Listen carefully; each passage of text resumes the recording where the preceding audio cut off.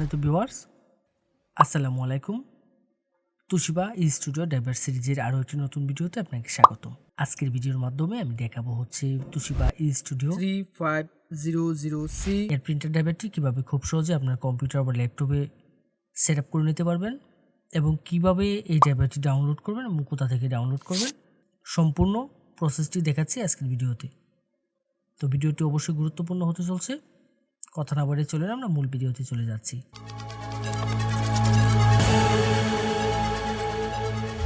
প্রথমে আমরা যে কাজটি করব, আমরা এই ড্রাইভারটি ডাউনলোড করে নেব। ডাউনলোড করার জন্য আমি চলে যাব যে কোনো একটি ব্রাউজারের সার্চ বারে গিয়ে সার্চ করব হচ্ছে softwareshopbd.com। অবশ্য আমি ভিডিও ডেসক্রিপশনে ওয়েবসাইটের লিঙ্কটি দিয়ে দেব। softwareshopbd.com লিখে সার্চ করলে ঠিক এরকম একটা ইন্টারফেস আসবে এবং এখান থেকে আমি যে কাজটি করব, আমার কাঙ্ক্ষিত মডেলের যে ড্রাইভারটি রয়েছে সেটি আমি এখান থেকে ডাউনলোড করব। দেন এই সার্চ বারে চলে যাব, এখানে গিয়ে জাস্ট আমাদের যে কাঙ্ক্ষিত মডেলটি সেই মডেলটি এখানে সার্চ করব। দেন সার্চে ক্লিক করব। ক্লিক করলে আমার এই অ্যাভেলেবেল মডেলের প্রিন্টার ড্রাইভারটি চলে আসবে আমার সামনে। এখান থেকে আমি যে কাজটি করব, জাস্ট এই লিঙ্কের উপর ক্লিক করব।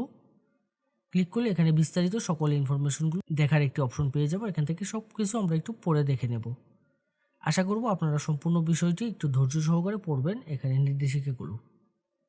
দেন এখানে ডাউনলোডের জন্য দুটি লিঙ্ক পেয়ে যাবেন, যে কোনো একটি লিঙ্কের উপর ক্লিক করব। ক্লিক করলে ঠিক এরকম ইন্টারফেস আসবে আপনার সামনে। এখানে গুগল ড্রাইভে নিয়ে যাবে এবং দেন দুটি ফাইল একসাথে মাউস ড্র্যাগ করে সিলেক্ট করে ডাউনলোড করে নেব। এখানে একটি ফাইল পেয়ে যাবো হচ্ছে পাসওয়ার্ড আর একটি হচ্ছে ড্রাইভার। তো এখান থেকে ফাইলটা জাস্ট মাউসের রাইট বাটন ক্লিক করে ডাউনলোড করে নেব। দেন ডাউনলোড এনিওয়েতে ক্লিক করব। ক্লিক করে কিছুক্ষণ অপেক্ষা করতে হবে। কিছুক্ষণের মধ্যেই ডাউনলোডটি শুরু হয়ে যাবে। ডাউনলোড করার পরে আমরা যে কাজটি করব, ফাইলটিকে ওপেন করে নেব। দেন এখান থেকে ওপেনে ক্লিক করব। ক্লিক করলে ঠিক এরকম একটা ইন্টারফেস আসবে আমার সামনে।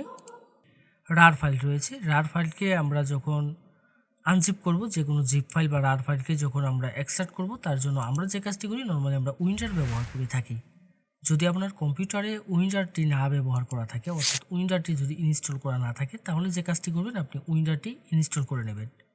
এর জন্য ভিডিও ডেসক্রিপশন এবং আই বাটনে উইন্ডারের লিঙ্ক দিয়ে দেবো। আপনারা ওইখান থেকে গিয়ে জাস্ট উইন্ডারটি ইনস্টল করে নেবেন। দেন যে কাজটি করব, আমরা ফাইলটাকে ওপেন করব। উইন্ডারে যখন ফাইলটা ওপেন করব, ঠিক এরকম একটা ইন্টারফেস আসবে। এখান থেকে ক্লোজ করে দেবো। যাওয়ার পর ইন্টারফেসটা দেখতে ঠিক এরকম হবে।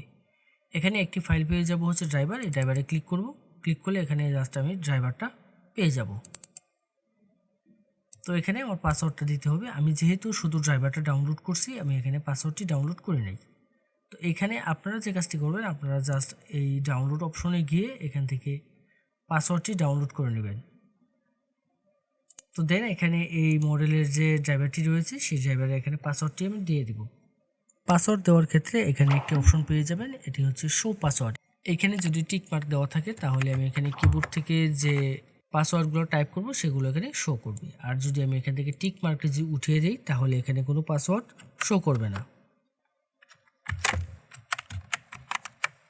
এখানে পাসওয়ার্ডটা টাইপ করে দেবো। দেওয়ার পরে দেন ওকেতে ক্লিক করব। ওকেতে ক্লিক করব। ক্লিক করলে ঠিক এরকম একটি অ্যালার্ট আসবে। এখান থেকে যে কাজটি করতে হবে, এখান থেকে আমি ইএসের উপর ক্লিক করব। দেন সফটওয়্যারটা এক্সট্রাক্ট হওয়া শুরু করবে এবং এক্সট্রাক্ট হওয়ার জন্য কিছুক্ষণ সময় নেবে। কিছুক্ষণ আমি অপেক্ষা করব। এখান থেকে যে কাজটি করতে হবে, এখান থেকে আমি ইএসের উপর ক্লিক করব। দেন সফটওয়্যারটা এক্সট্রাক্ট হওয়া শুরু করবে এবং এক্সট্রাক্ট হওয়ার জন্য কিছুক্ষণ সময় নেবে। কিছুক্ষণ আমি অপেক্ষা করব। কিছুক্ষণ পরে ঠিক এরকম একটা ইন্টারফেস আসবে। এখান থেকে আমি যে কাজটি করব, I agree to the terms of the licence agreement, এখানে ক্লিক করব। নেক্সটে ক্লিক করব। নেক্সটে ক্লিক করার পরে ঠিক এরকম একটা ইন্টারফেস আসবে। এখানে অনেকগুলো অপশন পেয়ে যাব। চলে আসবে হচ্ছে recommended, printer driver, scanner utility, fax driver, custom install. তো এখানে আসার পরে আমি যে কাজটি করব, রিকমেন্ডেডে ক্লিক করব। ক্লিক করলে ঠিক এরকম একটা ইন্টারফেস আসবে আপনাদের সামনে। এখান থেকে নেটওয়ার্ক লোকাল পোর্ট এবং আরেকটি অপশন পেয়ে যাব হচ্ছে ইউএসবি পোর্ট।